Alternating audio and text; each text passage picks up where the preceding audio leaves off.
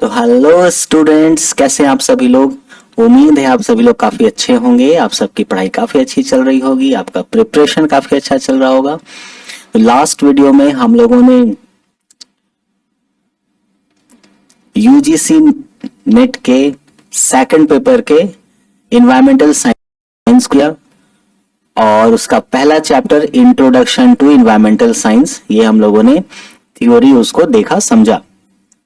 इस वीडियो में हम लोग exam based question and previous year questions first chapter का ये हम लोग करने वाले हैं, यानी इंट्रोडक्शन टू इन्वायरमेंटल साइंस से रिलेटेड जो प्रीवियस ईयर क्वेश्चंस आए थे और एग्जाम बेस्ड क्वेश्चन यानी जो इंपॉर्टेंट क्वेश्चन है वो क्या रहेंगे, वो सारा कुछ हम लोग इस वीडियो में करने जा रहे हैं।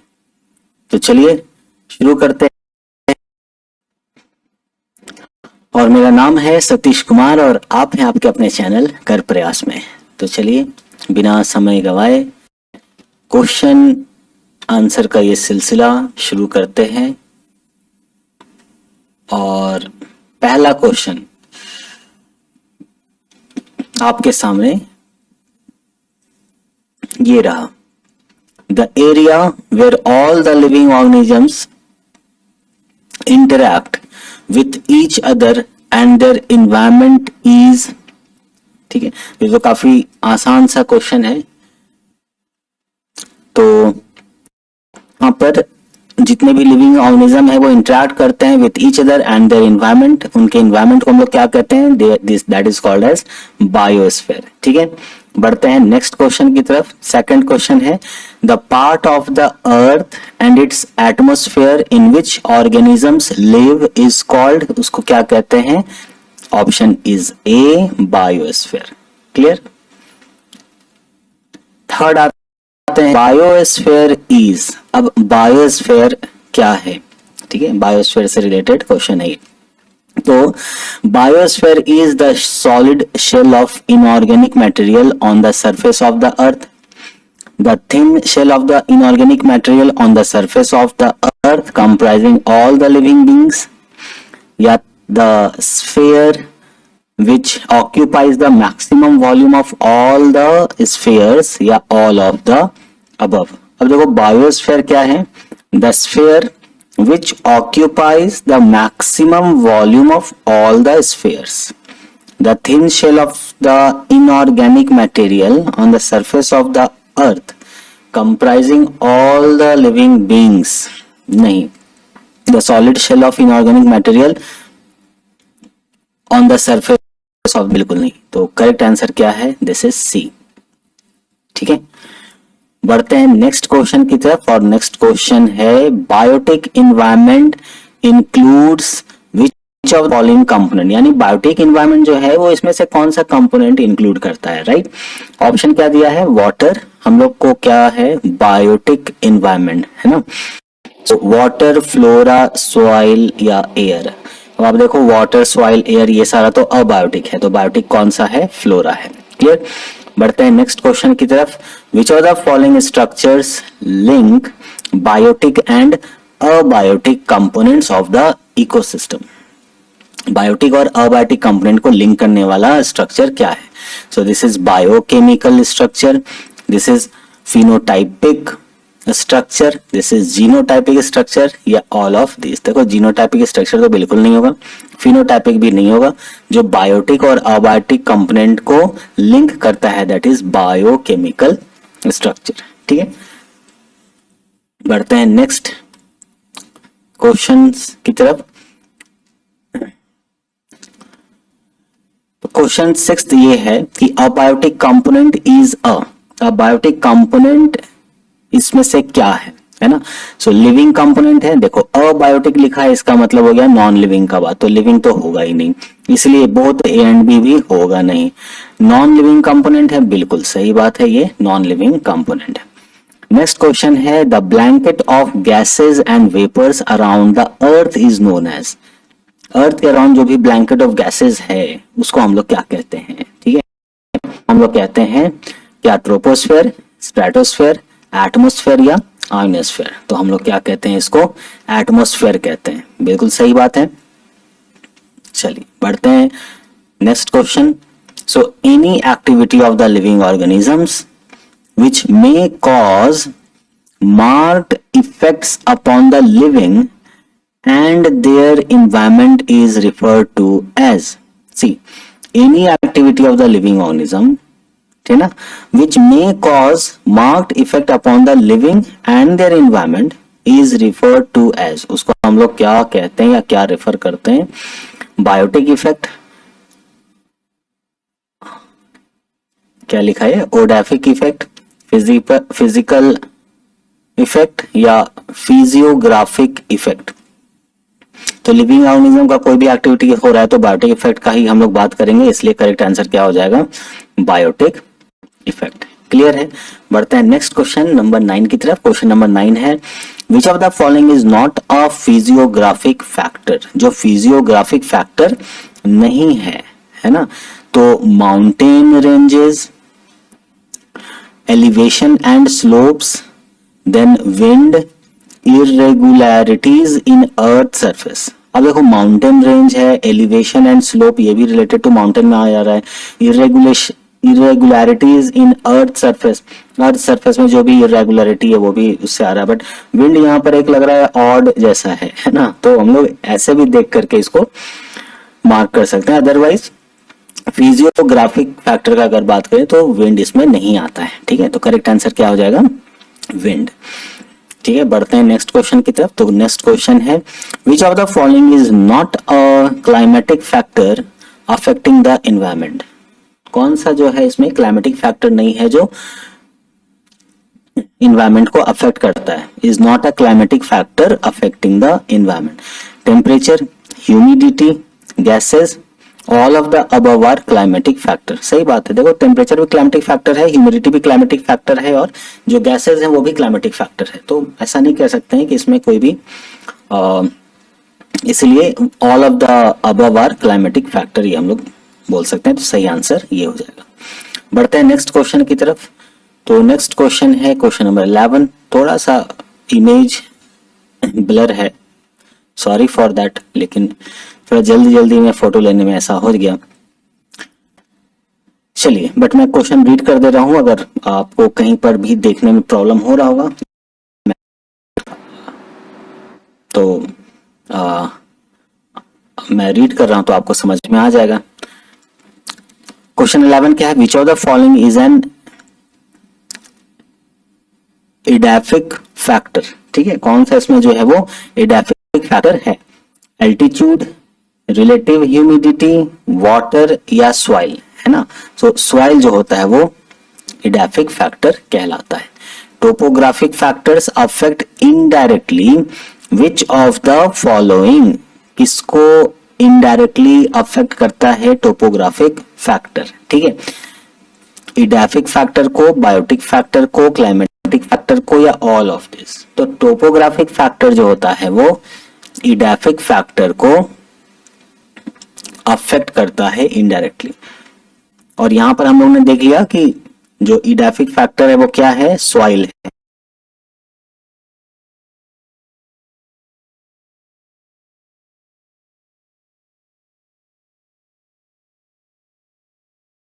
नेक्स्ट क्वेश्चन है question number 13।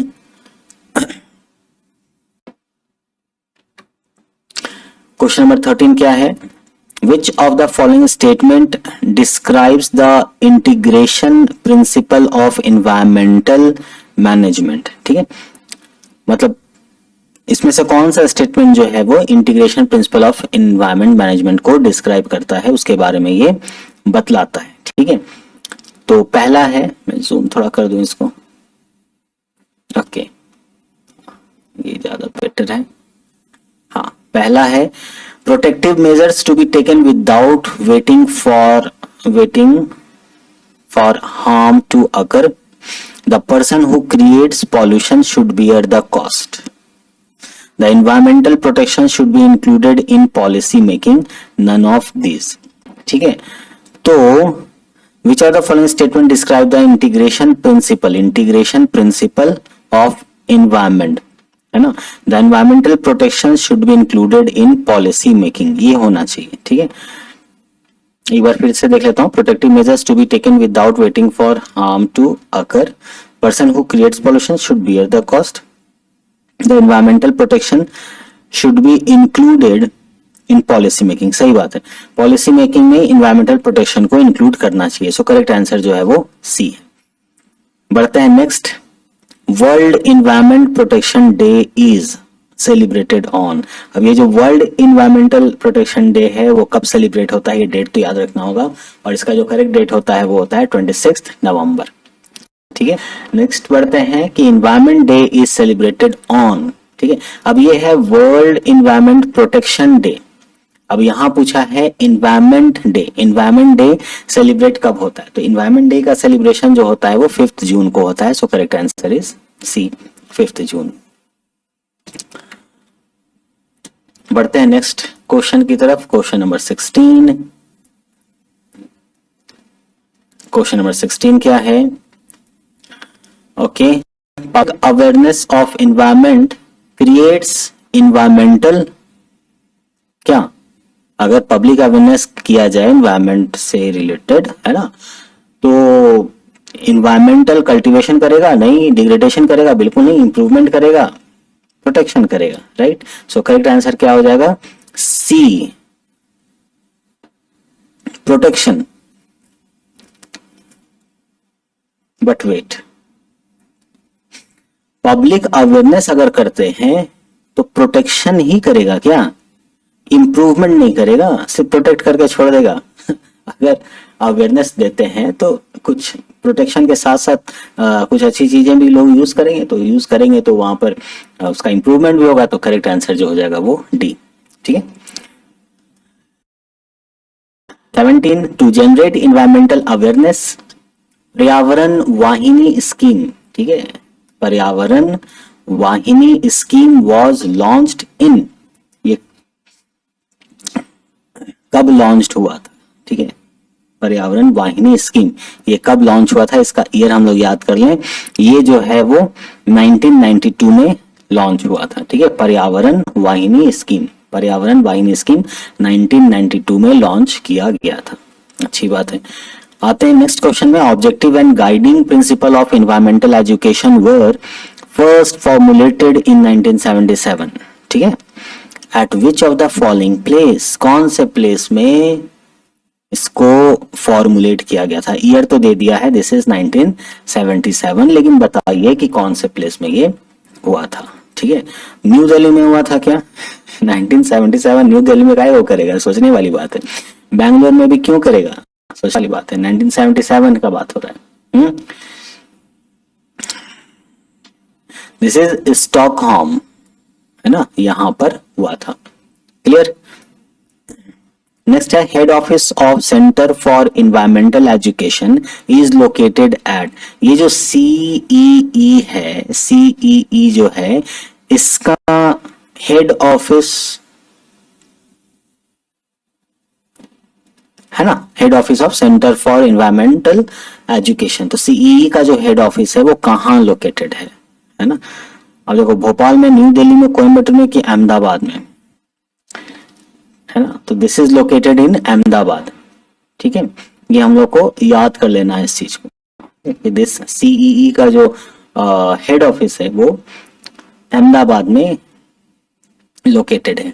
The Vikram Sarabhai community centre is located in, Vikram Sarabhai community centre जो है वो कहाँ लोकेटेड है? अहमदाबाद में, ठीक है। जयपुर में नहीं, अमृतसर में भी नहीं, अहमदाबाद में वो लोकेटेड है, ठीक है। बढ़ते हैं next question number 21। Question number 21 क्या है? Objectives of environmental education are knowledge, attitude, skill, awareness, evaluation and, यानी जो भी इन्वायरमेंटल एजुकेशन दिया जा रहा है उसका ऑब्जेक्टिव क्या है? नॉलेज होना चाहिए, सही बात है, एटीट्यूड होना चाहिए, स्किल होना चाहिए, अवेयरनेस होना चाहिए, इवैल्यूएशन होना चाहिए एंड, और इसके साथ क्या? Education, partition, participation, or none of these. C, knowledge अगर दिया जा रहा है तो एजुकेशन का एक पार्ट हो गया, पार्टीशन का वो कराएगा, है कि नहीं? तो इसलिए पार्टीशन का बात तो होगा ही नहीं।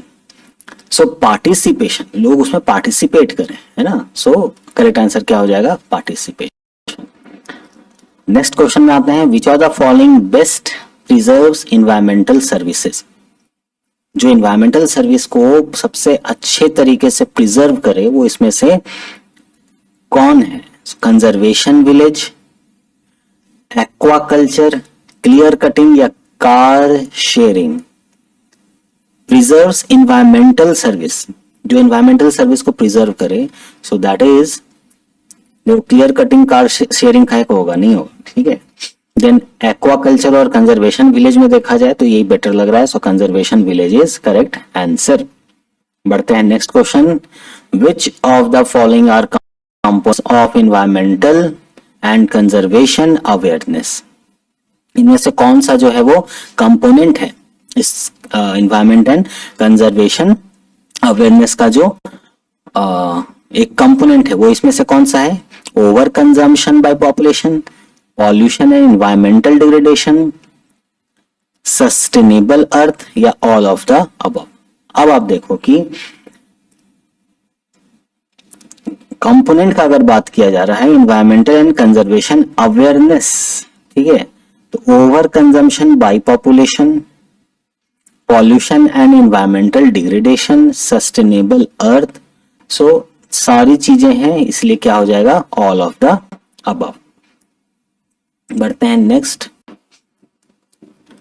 क्वेश्चन की तरफ।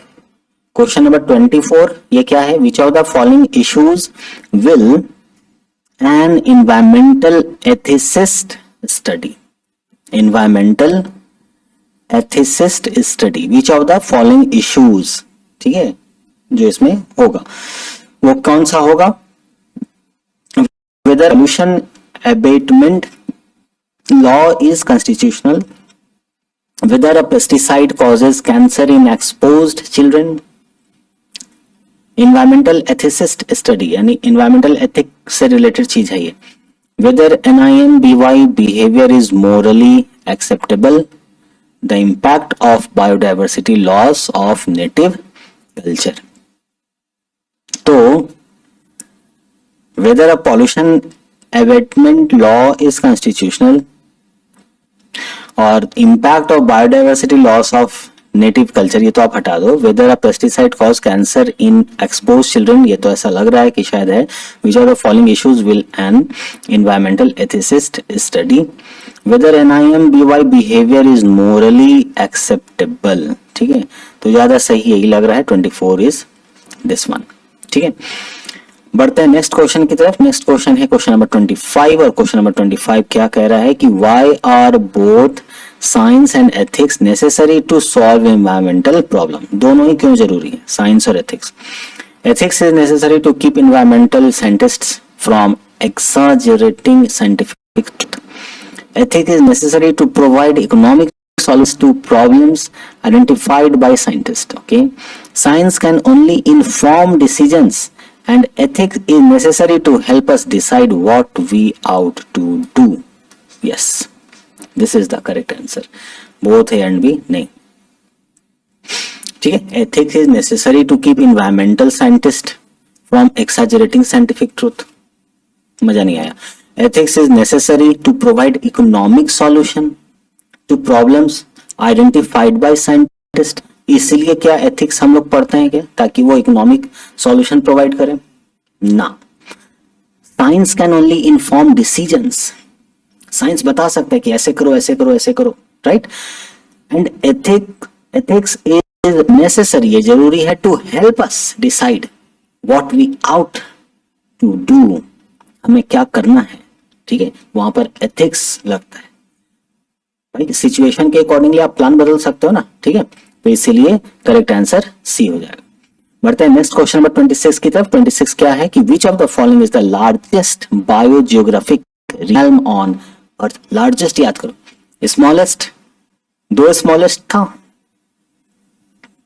और लार्जेस्ट क्या था, Nearctic biogeographic realm, Palearctic biogeographic realm, Afrotropical biogeographical realm, Oceanian biogeographic realm. कौन सा जो है वो लार्जेस्ट बायोजियोग्राफिक रियल्म है अर्थ में? So that is Palearctic biogeographic realm, largest one. ठीक है, बढ़ते हैं next. What right does environmental justice provide? है ना, क्या क्या अधिकार इन्वायरमेंटल जस्टिस प्रोवाइड करता है? ठीक है, तो ये क्या क्या प्रोवाइड करता है? Adequate protection from environmental hazard, ability to live the deep ecological life style, adequate wealth to live in clean neighborhood, the right to follow NIMBY deals, adequate protection from environmental hazard. What right does environmental justice provide? Environmental justice क्या क्या अधिकार provide करता है? Adequate protection from environmental hazard. I think यही होगा. So correct answer is adequate protection from environmental hazard. ठीक है, बढ़ते हैं नेक्स्ट क्वेश्चन की तरफ। Environmental ethics can be broadly divided into how many groups? जो इन्वायरमेंटल एथिक है वो कितने ग्रुप में डिवाइडेड होता है? तो अगर हम लोग याद करें तो ये 2 में डिवाइड होता था, है ना, तो इसलिए करेक्ट आंसर जो है वो क्या हो जाएगा? 2। नेक्स्ट हम लोग आते हैं क्वेश्चन नंबर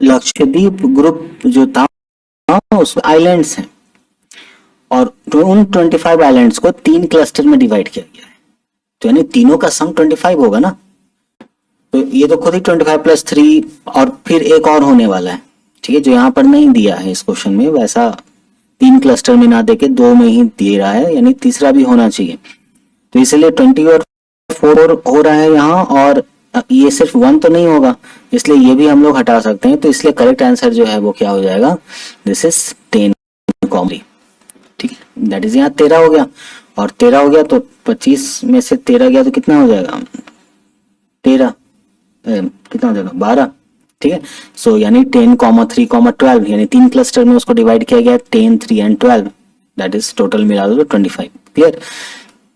बढ़ते हैं next question number 36।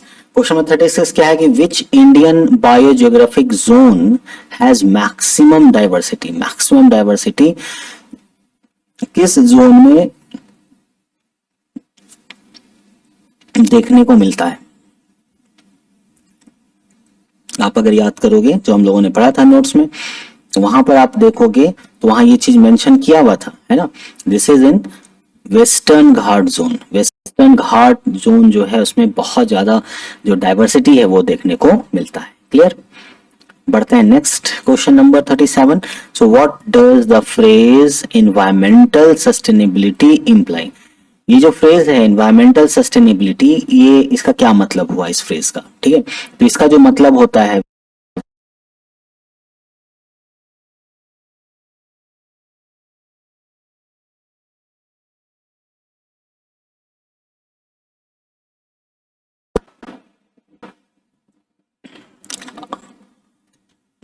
a shared global responsibility is necessary for conservation practice या all of the above, ठीक है, इस फ्रेज का मतलब क्या है, a shared global responsibility is necessary for conservation practice, बात सही है।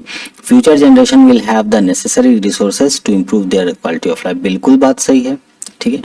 the action of humans directly impact the well-being of natural environment, ये भी बात सही है, यानी कि all of the above जिसका करेक्ट आंसर हो जाएगा, ठीक है। नेक्स्ट आते हैं question number 38। If economic decisions are to be sustainable they will have to consider which of the following, economic decisions are to be sustainable, they will have to consider which of the following, societal cost, biological cost, environmental cost, बिल्कुल biological cost भी देखना होगा, environmental cost भी देखना होगा, इसका मतलब है both, wait not biological, wait, हम लोग बायोलॉजिकल क्यों देखें, इकोनॉमिक डिसीजंस है to be sustainable they will have to consider which of the following, so environmental तो देखेंगे, सोसाइटल कॉस्ट हम लोग देखेंगे, सो बोथ ए एंड सी, है ना, सो बोथ ए एंड सी जो है वो करेक्ट आंसर हो जाएगा, ठीक है। बढ़ते हैं नेक्स्ट क्वेश्चन नंबर 39 की तरफ। क्वेश्चन नंबर 39 है which of the following are examples of non sustainable human activities or behavior, कौन सा जो है वो एग्जाम्पल है नॉन सस्टेनेबल ह्यूमन एक्टिविटीज या बिहेवियर से रिलेटेड, ठीक है। तो attempts to limit human population growth, use of non renewable resources as if they were present in unlimited quantities, exactly यही जो है वो नॉन सस्टेनेबल ह्यूमन एक्टिविटीज और बिहेवियर है ना। तो use of non renewable resources को ऐसा यूज करो या ऐसा यूज लोग कर रहे हैं कि as if they were present in unlimited quantity, limited quantity में ये खत्म हो जाएंगे। नेक्स्ट आते हैं question number 40। Which of the following is not a sustainable development goal, इसमें से कौन सा जो है वो सस्टेनेबल डेवलपमेंट गोल नहीं है। Action on climate, reduced inequality, ये भी तो है, ये भी है ना, क्वालिटी एजुकेशन, ये भी है, all of the above are sustainable development goal, बात बिल्कुल सही है, ये सारा का सारा जो है वो सस्टेनेबल डेवलपमेंट गोल है, ठीक है। बढ़ते हैं नेक्स्ट क्वेश्चन नंबर 41 की तरफ। क्वेश्चन नंबर 41 क्या है कि the responsibilities for sharing environmental benefits and losses may be build by, the responsibilities for sharing environmental benefits and losses में बी बिल्ड बाय, किसके द्वारा बिल्ड किया जा सकता है? Building international networks, developing appropriate policies, सही बात है, कोऑर्डिनेटेड एंड कोऑपरेटिव पार्टिसिपेशन, बिल्कुल सही बात है, इसलिए ऑल ऑफ द अबव हो जाएगा। ठीक है, correct answer is all of the above. Next आते हैं question number 42, which is the most sustainable corn based food, which is the most sustainable corn based food. अच्छी बात है, कॉर्न बेस्ड फूड्स जो है वो सबसे ज्यादा सस्टेनेबल इनमें से कौन है? So locally produced corn feed beef, locally produced tortillas, locally produced frozen corn, organic canned corn produced in China. Correct answer is this one, locally produced frozen corn. ठीक है,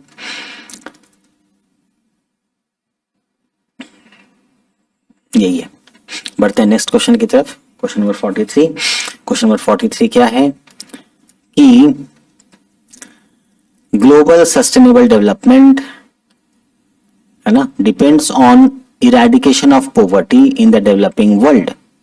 what is the possible consequence of this? इसका possible consequence क्या होगा? Developing countries will consume at the same levels as developed countries today.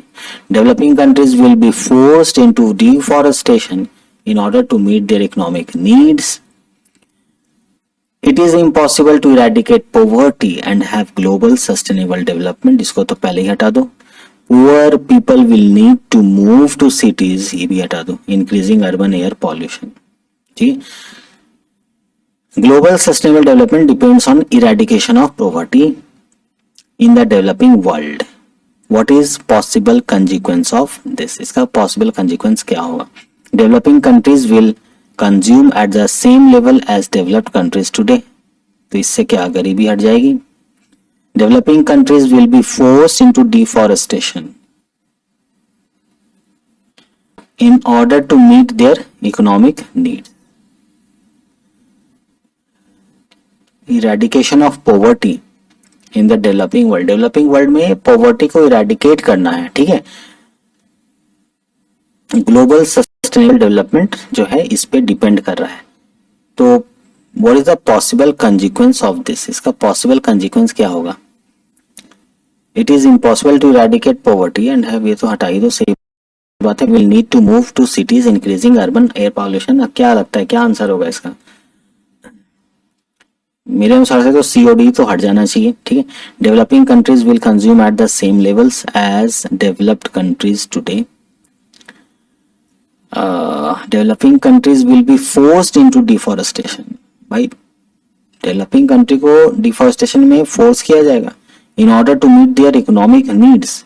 उसके economic need को पहुंचने के लिए डिफॉरेस्टेशन में फोर्स किया जाएगा। हो भी सकता है भाई, देखो पॉवर्टी को हटाना है, गरीबी हटाना है, तो गरीबी हटाने के लिए पॉसिबल कंसिक्वेंस इसका क्या हो सकता है?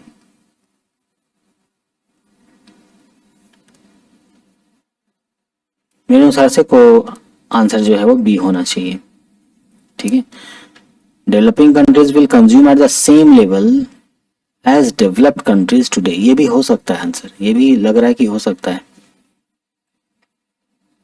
पर अपने इकोनॉमिक नीड को मीट करने के लिए और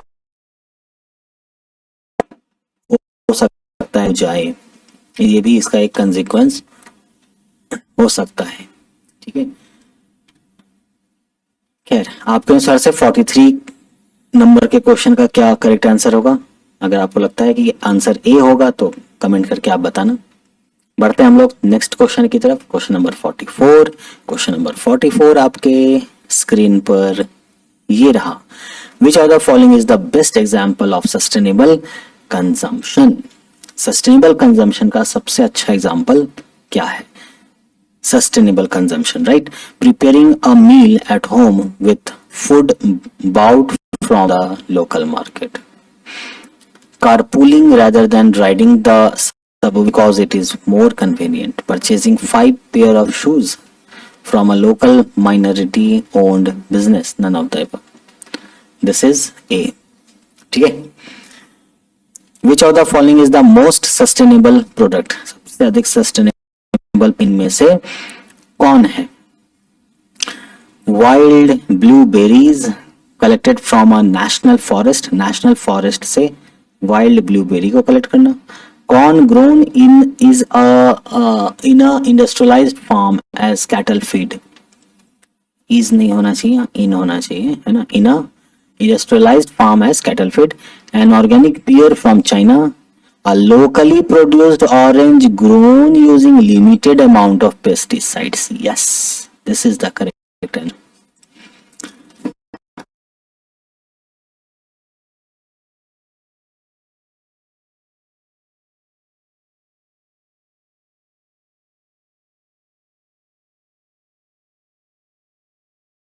Elimination of world poverty and stabilizing global population. Global population को स्टेबलाइज करना और वर्ल्ड पॉवर्टी को खत्म करने का की क्या है? अच्छी बात है भाई. इंक्रीज्ड कंजम्पशन, कंजम्पशन को बढ़ा दें. ग्लोबलाइजेशन कर दिया जाए. Educating women and children. Work programmes for men. तो देखो, एजुकेटिंग वुमेन एंड चिल्ड्रन अगर ये कर दिया जाए तो हो सकता है, क्योंकि इंक्रीज्ड कंजम्पशन करने से तो ना होने वाला है. ग्लोबलाइजेशन कर दोगे तो क्या ये पॉवर्टी खत्म हो जाएगा? और ग्लोबल पॉपुलेशन को स्टेबलाइज भी तो करना है, तो इसलिए women education and children education is ज्यादा सही आंसर लग रहा है मेरे को. ठीक है, आपको कौन सा आंसर सही लगता है कमेंट करके बताना. मेरे accordingly educating women and children सही है, मुझे लगता है ये बिल्कुल सही है. अगर ये गलत है, दूसरा कोई ऑप्शन सही है, तो आप कमेंट करके जरूर बताना. बढ़ते हैं नेक्स्ट क्वेश्चन की तरफ. Which of the following is an objective of the environmental management. Environmental management का which of the following is an objective क्या है? ठीक है, एंश्योरिंग बायोडाइवर्सिटी,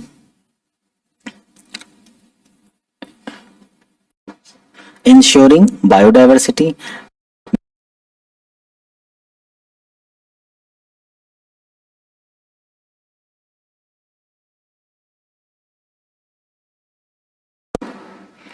environmental management. अगर environmental management करना चाहते हैं तो managing disasters, formation of biosphere,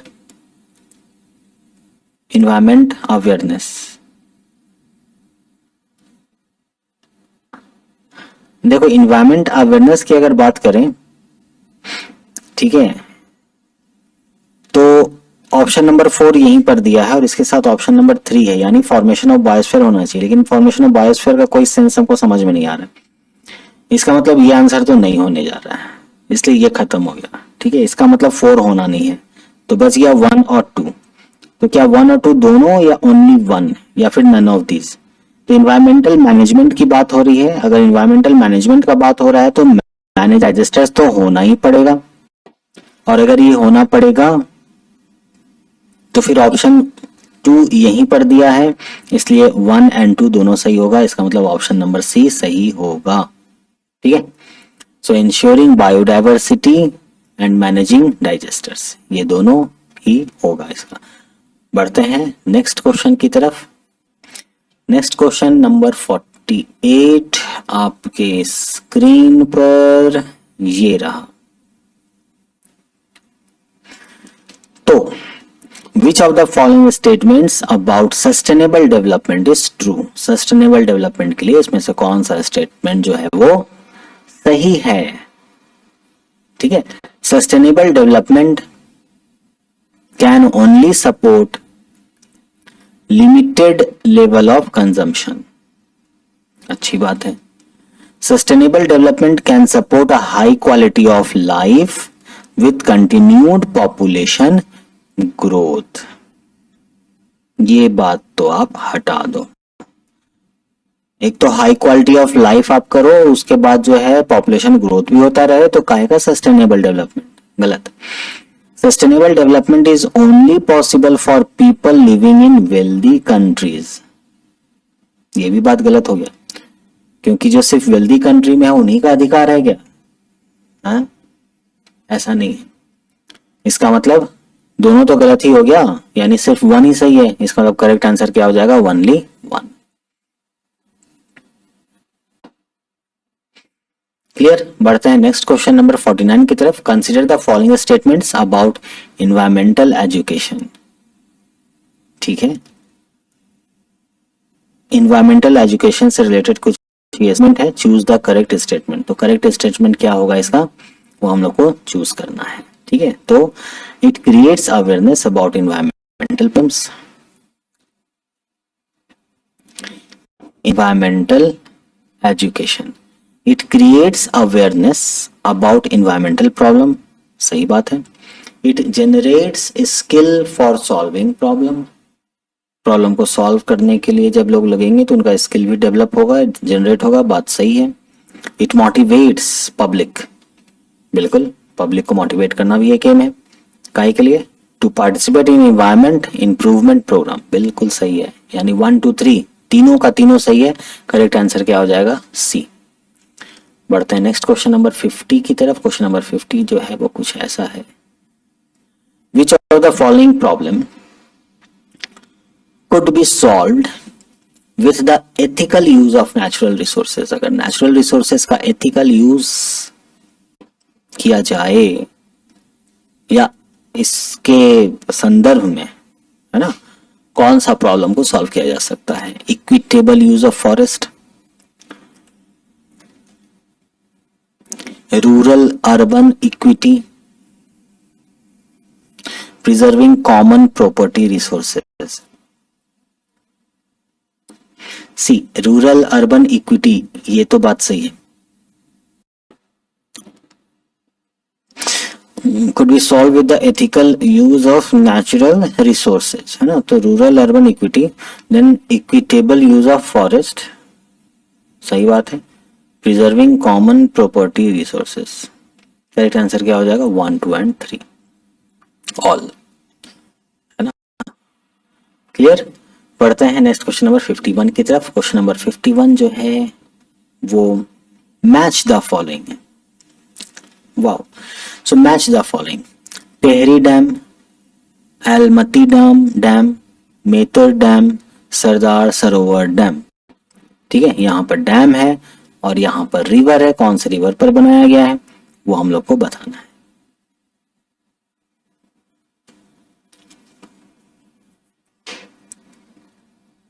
तो देखो, टेहरी डैम, टेहरी एक जगह है ना, उत्तरांचल में पड़ता है शायद टेहरी।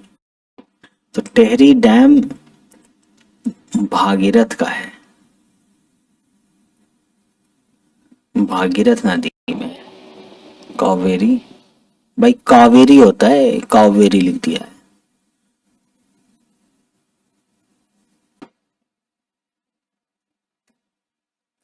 नर्मदा कृष्णा, कृष्णा तो बिल्कुल नहीं, नर्मदा तो इधर से भी नहीं, Kaveri Krishna Narmada.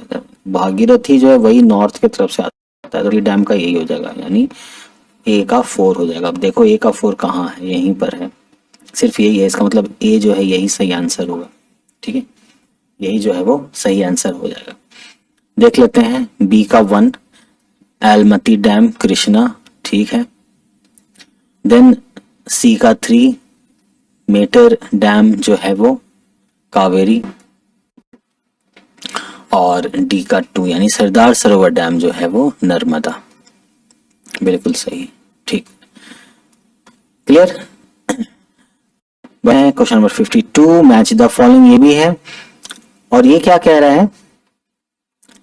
Treaty and purpose. Okay, so क्या क्या पर्पस है और व्हाट द ट्रीटीज। तो Montreal convention, Rio summit, Ramsar convention and Kyoto protocol, है ना, ये सब दिया हुआ है। तो सी, मॉन्ट्रियल कन्वेंशन जो है ना वो ओजोन से रिलेटेड होता है। सो इसका तो ए हो जाएगा। जरा चेक कर लें ए का 1 कहीं है क्या, तो ए का 1 यहाँ भी है, ए का 1 यहाँ भी है, सो ये हटा दो और ये भी हटा दो, देखना ही नहीं। अब देखो 342 है, 243 है, उल्टा दिया है, ठीक है। आगे बढ़ते हैं। देखो रियो समिट है ना, जो रियो समिट था वो किस चीज के लिए था, तो आपको याद होगा रियो समिट जो था वो कन्वेंशन ऑन बायोलॉजिकल डाइवर्सिटी के लिए है, ठीक है, यानी बी का 3, सो बी का 3, बी का 2, करेक्ट आंसर इज दिस। आगे देख लेते हैं Ramsar convention, this is wetland conservation, and Kyoto Protocol, this is for greenhouse gases, clear। बढ़ते हैं नेक्स्ट क्वेश्चन नंबर 53 की तरफ। तो क्वेश्चन नंबर 53 क्या है, how has industrialization led to the degradation of the environment, industrialisation ने environment का degradation कैसे कॉज किया, इसके बारे में। तो ग्रीन हाउस गैस एमिशन हुआ, waste disposal, felling of trees, rapid exploitation of natural resources.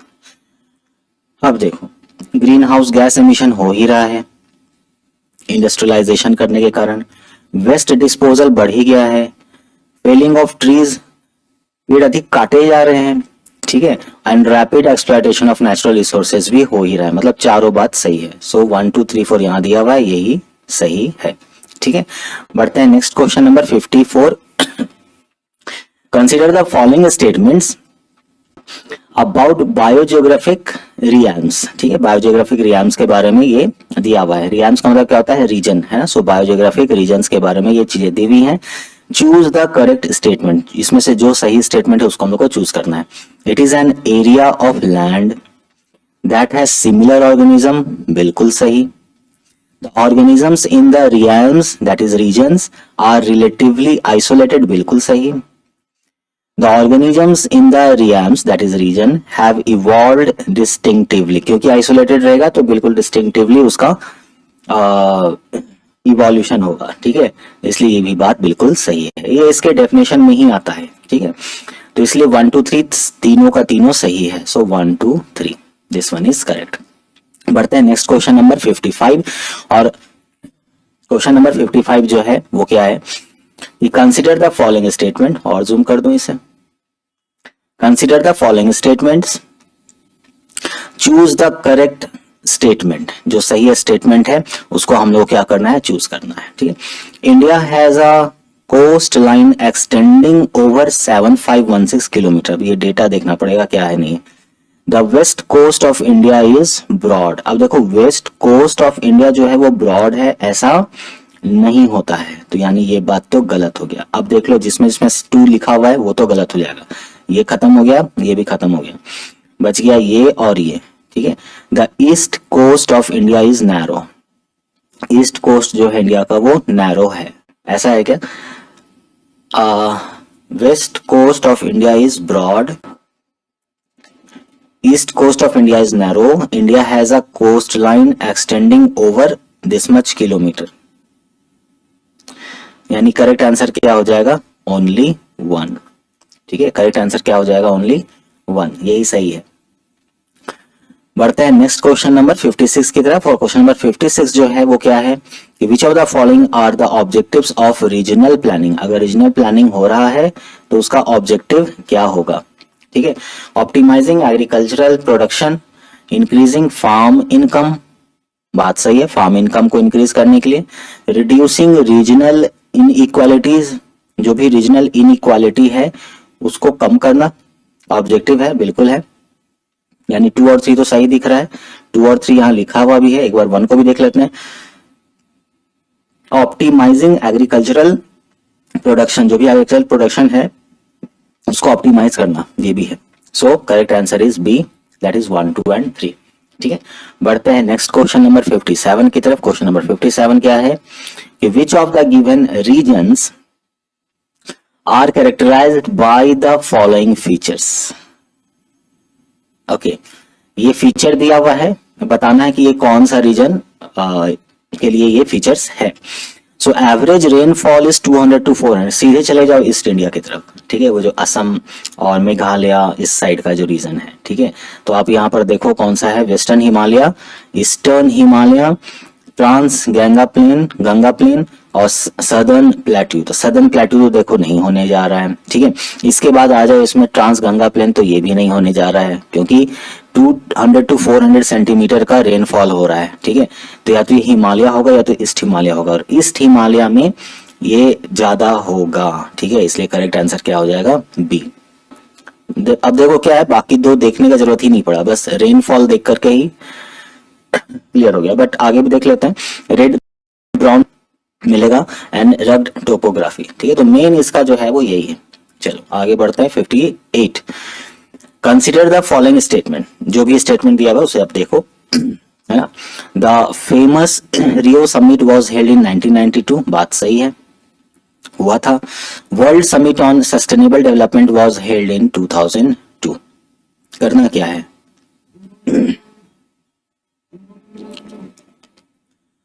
The famous, consider the following statements, codes. चलो मान लेते हैं कौन सा सही है कौन सा गलत है। अगर ये चीज करना है ना, तो वो चीज दिया हुआ अगर है तो फेमस रियो समिट जब वाज हेल्ड इन 1992, बात तो सही है। तो या तो 1 ओनली हो जाएगा या तो ये हो जाएगा 58, है ना। लेकिन सेकंड को देखो, world summit on sustainable development was held in 2002।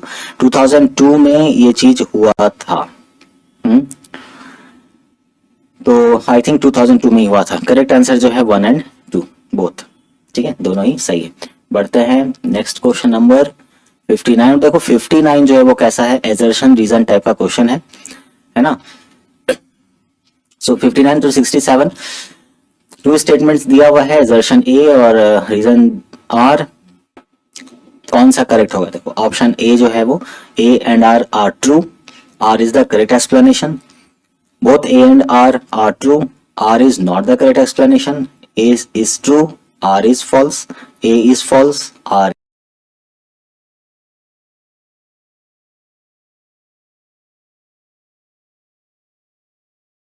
is assertion है ethics is related, conservation ethics is related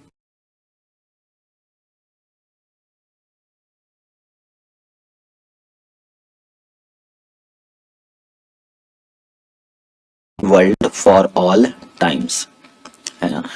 तो ये बोथ आर ट्रू, है ना। R is the correct explanation of A, तो इसका करेक्ट आंसर क्या हो जाएगा, ए, ठीक है। बढ़ते हैं नेक्स्ट क्वेश्चन। एजर्शन क्या है, monsoon rainfall is very high both on the west coast and north east India, बात बिल्कुल सही है। The duration of monsoon, reason क्या दिया है, the duration of monsoon over west coast and north east India is longer than other parts of India. Monsoon rainfall is very high यहां और यहां, duration of monsoon over west coast और ये is longer. अच्छा, monsoon का duration ज्यादा लंबा होता है इसीलिए यहाँ पर बारिश भी ज्यादा होती है, ये बात गलत है। तो A is true but B is false. So A, okay, A and R are true, A is true, R is false. C हो जाना चाहिए इसका, है ना। इसका रीजन क्या है, सी हो जाना चाहिए। एक बार फिर से देख लूं, the duration of monsoon over west coast and north east India is longer. Monsoon का ड्यूरेशन तो लंबा होता ही है भाई, ठीक है, मॉनसून का ड्यूरेशन लंबा होता ही है, longer than other parts of India.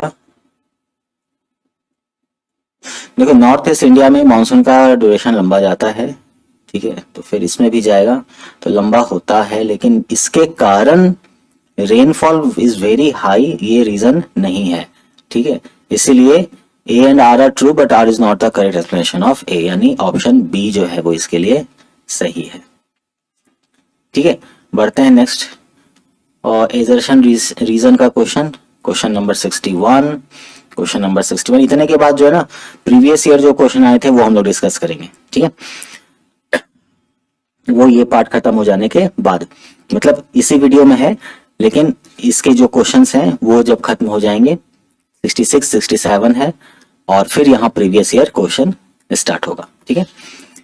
तो assertion क्या है, most of the corporate sector in India has become conscious of the ethical dimensions pertaining to its impact on environment. बहुत लोग कॉन्शियस हुए हैं, सही बात है।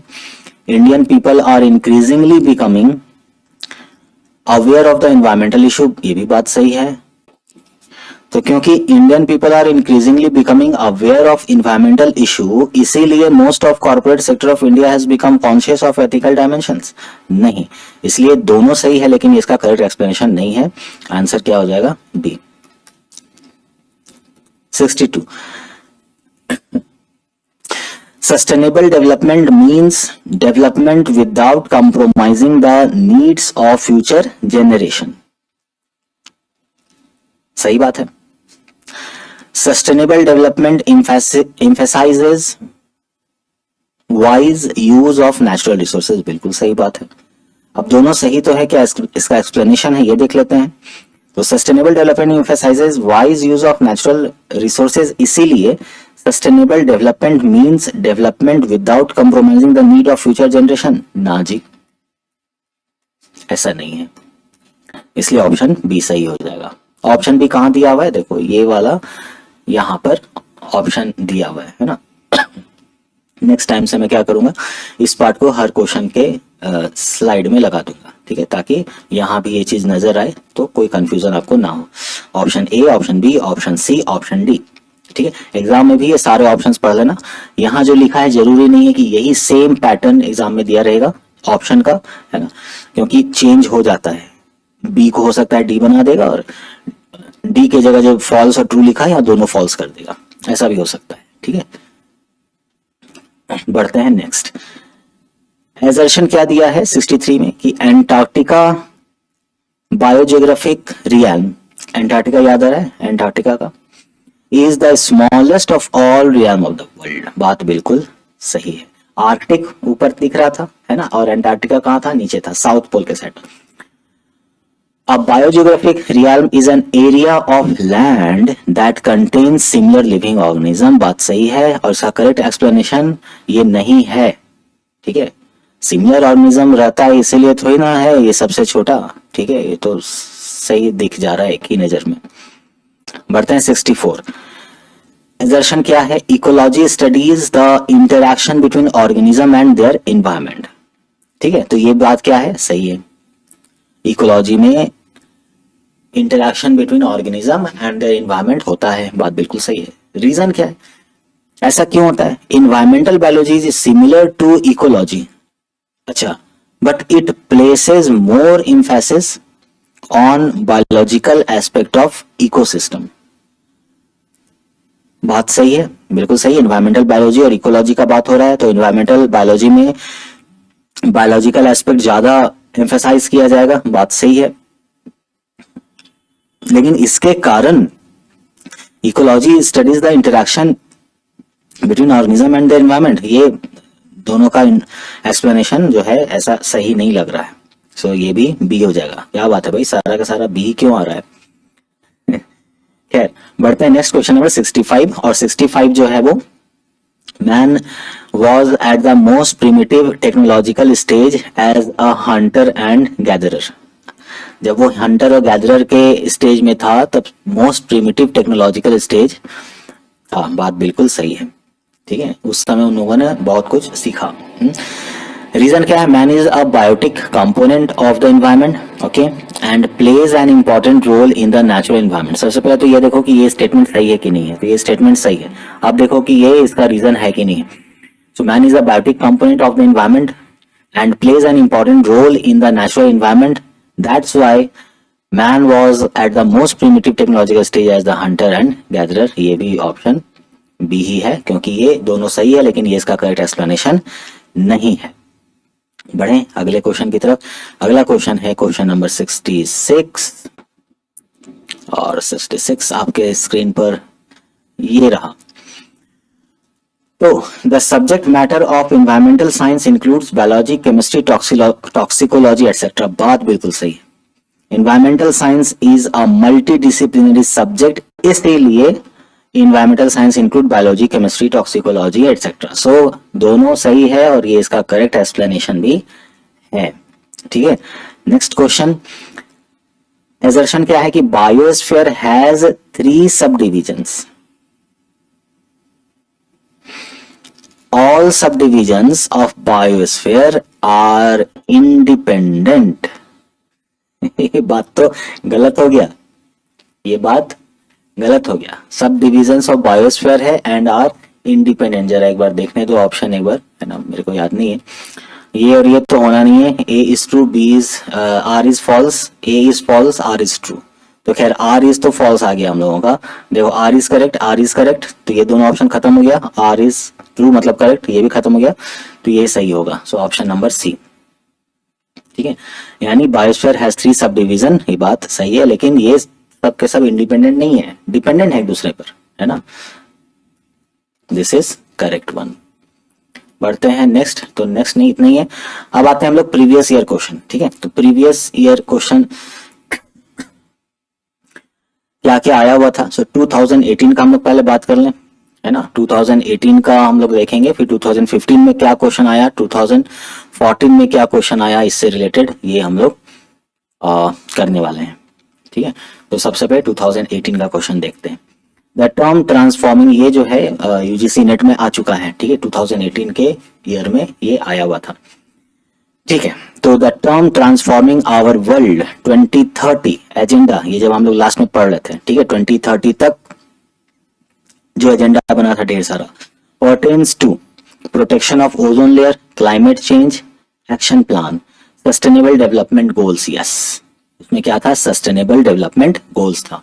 ठीक है, एक नजर में आंसर हो गया। तो नोट्स जो चीज होता है ना, वो क्या होता है कि लास्ट मोमेंट में रिवाइज करने के लिए बहुत सही होता है। उतनी चीजों को अगर आप नहीं पढ़ पाए हो, नहीं हो पाया है, तो आप नोट्स रखे हो अपने पास या कहीं से अगर नोट्स मिल जाए। इसलिए मैंने सोचा कि क्यों ना नोट्स को लेकर के एक वीडियो बनाया जाए, ताकि आप सबको इसका फायदा मिल सके, आप सबको इसका लाभ मिल सके। और करेंट एडिशन है नोट्स का, तो प्रॉब्लम नहीं है, कोई बहुत पुराना भी नहीं है, करेंट एडिशन है, रिसेंट ही उसे खरीदा, मंगाया, ऑनलाइन ही मंगाया था। ठीक है, तो इसलिए उसमें इन चीजों को दिया गया है। खैर, बढ़ते हैं आगे नेक्स्ट क्वेश्चन, क्वेश्चन नंबर 2 में। क्वेश्चन नंबर 2 क्या है कि given below are 2 statements, one labelled as assertion A and the other labelled as reason R. Okay, 18 में एजर्शन रीजन का क्वेश्चन आया हुआ था। Find the correct answer by using the codes given below.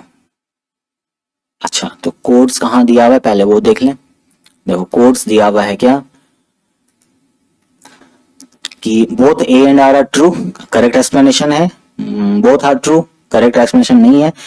A true है, R false है, A false है, R true है। Good, अब आके देखते हैं। चलो, तो पहला क्या है कि sustainable development, sustainable mountain development. Okay, sustainable mountain development should be the global priority. Mountain development priority होना चाहिए, सही बात है।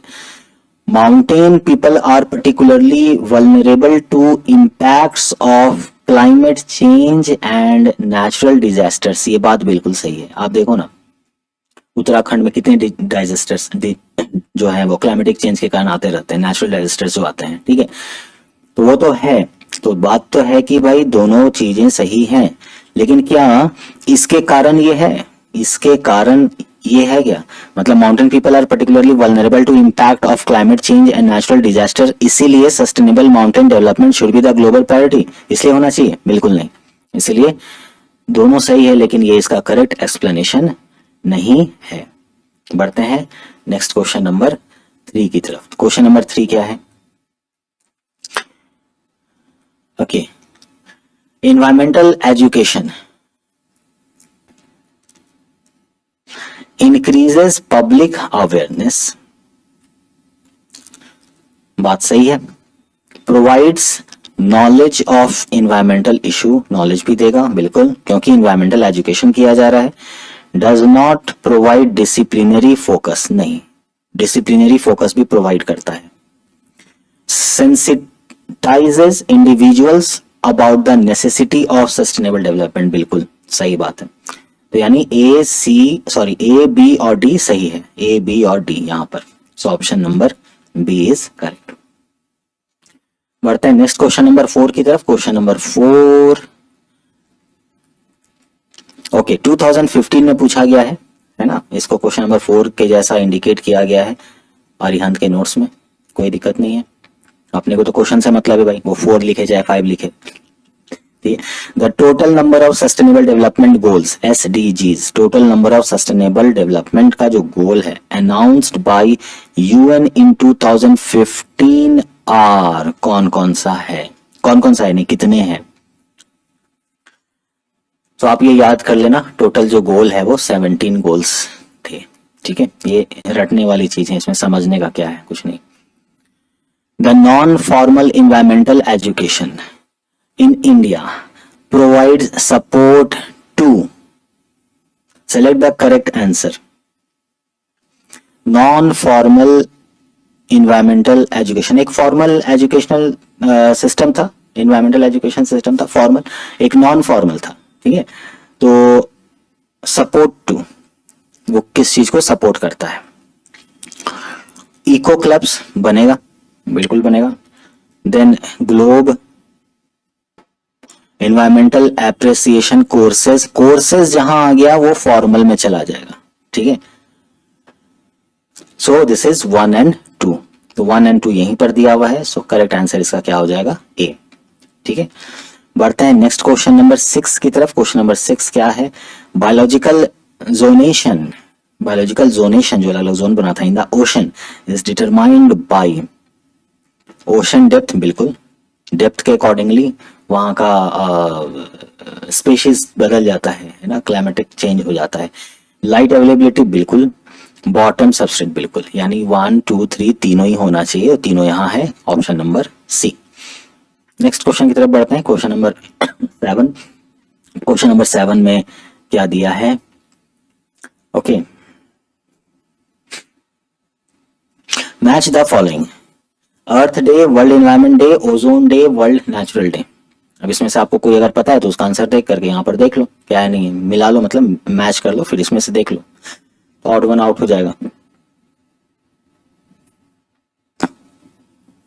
ठीक है। तो अर्थ डे, ओजोन डे तो पता होगा, ओजोन डे कब होता है,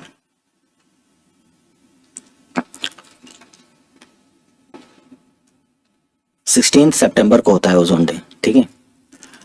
जरा इसी से मैच करने का कोशिश करते हैं, यानी सी का 4 यहाँ लिखा नहीं है, लिख दो ABCD, कंफ्यूजन नहीं होगा। तो देखो सी का 4 यहाँ है, यानी ये हो सकता है, इसको तो हटा दो। सी का 4 यहाँ ये हो सकता है, इसको भी हटा दो। वर्ल्ड इन्वायरमेंट डे पता होगा आपको, 5 जून को होता है, ठीक है, यानी दिस वन इज बी। तो बी का 1 है, बी का 2 है, बी का 1 है, यानी यही सही हो जाएगा, ठीक है। आगे देख लेते हैं, अगर ये सही है तो ए का 3, यानी अर्थ डे इज 22 अप्रैल, और world nature day this is D, है ना, क्लियर। आते हैं क्वेश्चन नंबर 8 की तरफ। क्वेश्चन नंबर 8 क्या है, गिवन बिलो आर 2 स्टेटमेंट्स। अच्छा, एजर्शन और रीजन का ही कहानी है ये, है ना, इसको अपने को देखना है क्या है नहीं है। Both A and R are true, correct explanation, A R true, correct explanation of A नहीं है, ए ट्रू है, आर गलत है, ए गलत है, आर ट्रू है। अच्छा ठीक है, चलिए आते हैं हम लोग इसमें, इसका फैसला करते हैं कि क्या सही है क्या गलत है। तो for sustainable development of a region proper land use planning is required, सही बात है भाई। Then land use planning involves inputs of soil type, rock type, सही है, ये भी सही है, यानी ये इसका करेक्ट एक्सप्लेनेशन भी है और दोनों सही भी है, इसलिए इसका करेक्ट आंसर क्या हो जाएगा, ए, है ना। बढ़ते हैं नेक्स्ट क्वेश्चन नंबर 9 की तरफ। 9 जो है वो टुंड्रा से रिलेटेड है। तो tundra is a biome characterised by stunted trees and permanently frozen subsurface soil, coniferous trees and permanently frozen subsurface soil, lack of trees and permanently frozen subsurface soil, evergreen trees and permanently frozen subsurface soil। अब आप देखो कि tundra का जहां तक बात है तो जो हाई माउंटेन रीजन है वहां पर ये मिलेगा, या फिर जो आर्कटिक रीजन होता है वहां पर ये मिलता है। और इसका जो फीचर होता है वो क्या होता है कि वहां पर ट्रीज आपको ना के बराबर ही मिलेंगे, नहीं ही मिलेंगे, क्योंकि उतना ठंड है तो मिलना बड़ा मुश्किल है, और फ्रोजन सरफेस होता है, ठीक है। इसलिए lack of trees and permanently frozen subsurface soil ये करेक्ट आंसर इसका है। बढ़ते हैं next question, question number 10। Identify the correct sequence with reference to sensitisation about environmental problem. With reference to sensitisation about environmental problem, यानी environmental problem से कितना sensitisation वगैरह, उससे रेफरेंस में करेक्ट सीक्वेंस अपने को बतलाना है। Knowledge, awareness, attitude, skill, evaluation, ability, participation. Okay, knowledge, awareness, skill, attitude, participation, evaluation, ability. अच्छा, नेक्स्ट है awareness, knowledge, attitude, skill, evaluation, ability, participation. Awareness, knowledge, participation नहीं।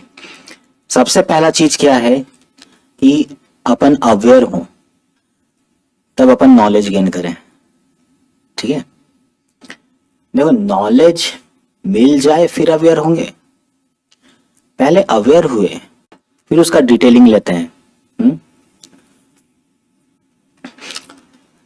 जो लोग ये प्रोग्राम चला रहे हैं, चाहे वो एनजीओ हो, चाहे गवर्नमेंट ऑर्गेनाइजेशन हो, चाहे इंडिविजुअली भी जो लोग कर रहे हैं, तो सामने वाले को पहले अवेयर करते हैं, ठीक है। या बेटर है कि सामने वाले को नॉलेज दे रहे हैं। क्यों? क्योंकि वो खुद नॉलेज गेन किए, और नॉलेज इसलिए गेन किए क्योंकि वो अवेयर थे। तो अवेयरनेस पहला होगा, क्योंकि अवेयरनेस पहला होगा इसलिए ये तो आप हटा दो, ये या फिर ये। अवेयरनेस के बाद नॉलेज, हम अवेयर हुए, हम नॉलेज गेन किए, सामने वाले को अवेयर किए, उसको नॉलेज दिए। तब एटीट्यूड आएगा, उसमें बोलेगा ओ अच्छा ऐसा होता है, इतना इंपॉर्टेंस है ट्रीज का, हाँ, और एसी हम ऐसे ही चला रहे हैं, पॉल्यूशन किए जा रहे हैं, अरे रे रे, सीएफसी बढ़ाते जा रहे हैं, अरे रे रे रे। तब उनका एटीट्यूड डेवलप होगा, एटीट्यूड डेवलप होगा तब उनको इंटरेस्ट आएगा, इंटरेस्ट आएगा तो उसके बारे में वो और जानना सीखेंगे, जानना सीखेंगे तो उनका स्किल डेवलप होगा। जब स्किल डेवलप होगा तब इवैल्यूएशन एबिलिटी आएगा, वो इवैल्यूएट कर पाएंगे कौन सा चीज अच्छा, कौन सा चीज बुरा, कौन सा चीज कितना अच्छा, कौन इसको ज्यादा इम्पैक्ट कर रहा है, कौन इसको कम इम्पैक्ट कर रहा है, यहाँ इसका रोल क्या, वहां उसका रोल क्या, ठीक है। सो मल्टी डिसिप्लिनरी वे में सोचना शुरू हो जाएगा। एंड तब जो है, जब ऐसा इवैल्यूएशन एबिलिटी आएगा तब पार्टिसिपेशन भी होगा, जहां सच कुछ ऑर्गेनाइज होगा वो दौड़ के पहुंचेगा या दौड़ के पहुंचेगी, लोग पहुंचेंगे, कहने का मतलब है, ठीक है। और वहां पर भी वो बोलेंगे कि भाई मुझे भी बोलने का मौका दिया जाए, या मुझे भी कुछ करने का मौका दिया जाए, सच मैं भी पार्टिसिपेट करना चाहता हूँ या चाहती हूँ, ठीक है। सो पार्टिसिपेशन, इसलिए करेक्ट आंसर क्या है? सी, ठीक है। तो इतना ही है, ओके, इतना ही है। तो इस तरह से हम लोगों ने ढेर सारे क्वेश्चंस जो हैं वो किए। तो अगर देखा जाए प्रीवियस ईयर क्वेश्चन और जो भी इंपॉर्टेंट एज सच क्वेश्चन थे वो सारा मिला करके अगर देखा जाए तो 67 + 10 हम लोगों ने टोटल 77 क्वेश्चंस किए हैं, जो सही मायने में बहुत इंपॉर्टेंट है। और आप देखो कि इस चैप्टर से किस तरह के क्वेश्चंस पूछे जाते हैं, प्रीवियस ईयर में किस तरह के क्वेश्चन जो हैं वो पूछे गए हैं, 2014 में किस तरह के क्वेश्चन पूछे गए हैं, 2015 में किस तरह के क्वेश्चन पूछे गए हैं, और 2018 में जो है वो किस तरह के क्वेश्चंस पूछे गए थे। तो किस तरह से रिलेटेड क्वेश्चन जो है वो आते हैं वो भी हम लोगों को पता चला, और किस किस तरह का इंपॉर्टेंट क्वेश्चन बन सकता है वो भी हम लोगों को पता चला। तो इस वीडियो में इतना ही, मिलते हैं नेक्स्ट वीडियो में चैप्टर 2 के थ्योरी के साथ। चैप्टर 2 का थ्योरी हम लोग कर लेंगे, फिर चैप्टर 2 से रिलेटेड जो भी क्वेश्चंस है वो हम लोग करेंगे। तो चीज़ों को जल्दी जल्दी करना है, समय बहुत कम है और चैप्टर्स बहुत अधिक है। तो मेरा टारगेट ये था, मैंने ये सोचा था कि एग्ज़ाम से पहले ये सारी चीज़ों को कर लूँ, लेकिन थोड़ी व्यस्तता हो गई है ना, बिजी शेड्यूल हो गया, थोड़ा नहीं कर पाया, लेकिन फिर भी शुरुआत किया हूँ। तो उम्मीद है आप सबको ये अच्छा लगा होगा, आप सबके यूज में आया होगा। इसमें अगर कुछ इम्प्रूवमेंट चाहिए तो आप कमेंट करके जरूर बताएं, आपको ये कैसा लग रहा है वो भी आप कमेंट करके जरूर बताएं। तो चलिए मिलते हैं अगले वीडियो में, और तब तक अपना ख्याल रखिए, खाइए पीजिए, स्वस्थ रहिए, मुस्कुराइए और पढ़ाई करते रहिए। All the very best. भाग मत कर प्रयास, भाग मत।